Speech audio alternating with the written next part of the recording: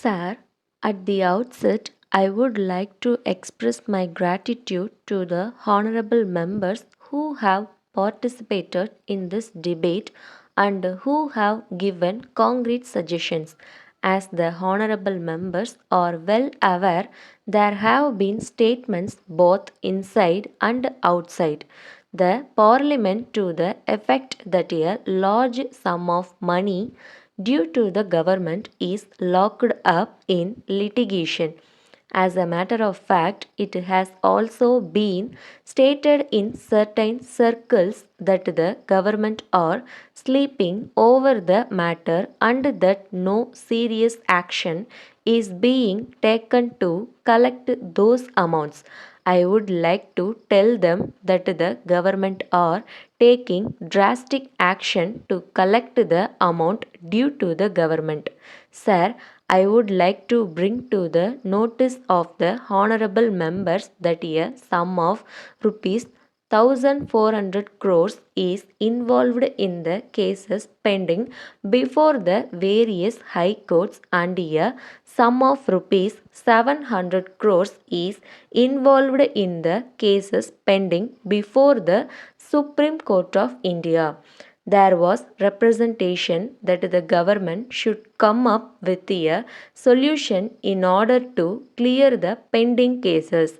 It has also been brought to the notice of the government that the high courts in some of the states have given conflicting verdicts which have come in the way of the administration and have also put to the trade and business into difficulty. We have to find a solution for all these problems. We have therefore proposed to set up an appellate tribunal which will deal with the revenue matters exclusively.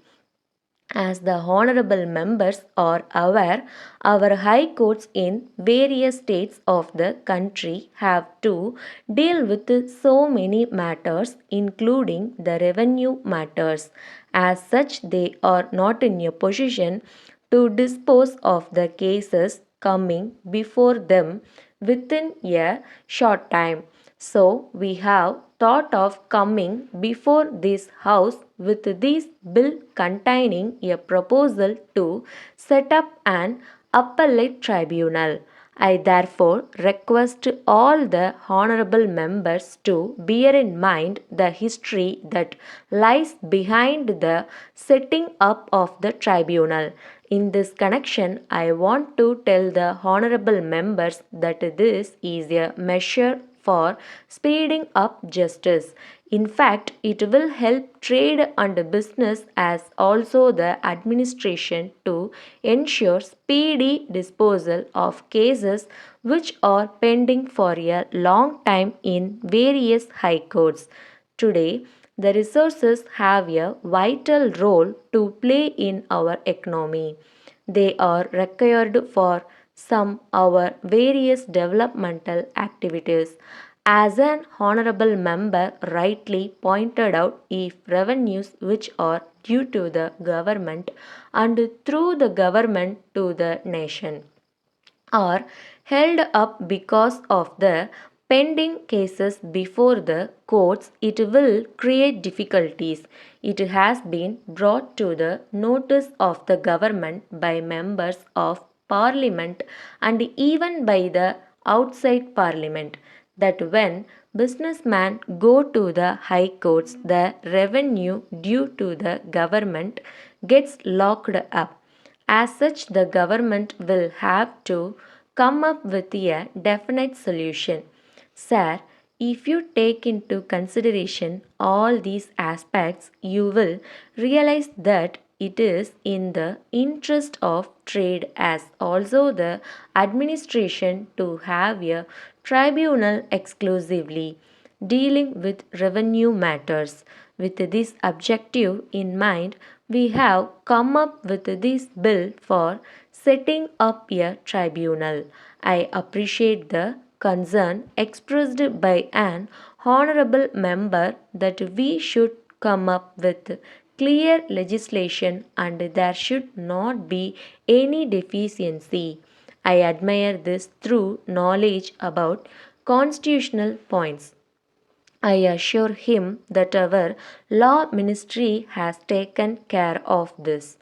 Letter dated 2nd December 2005 from John and Brothers to Mrs. Smith and Sons, Patel Road, Chennai.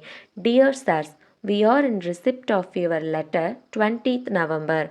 We invite your attention to our letters in the matter of settlement of our claims for the damages sustained by our goods during transport. You have not replied to our letter asking you to pay the amount due to us. Your local representative delivered the goods in a damaged condition during the month of October.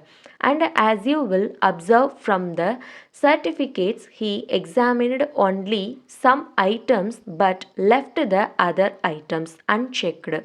He also inspected the goods and started that he would send a report to your company. We had to prepare a list of all damaged goods together with their estimated value and prepare a claim at your local office in Bangalore before sending a notice through our lawyer.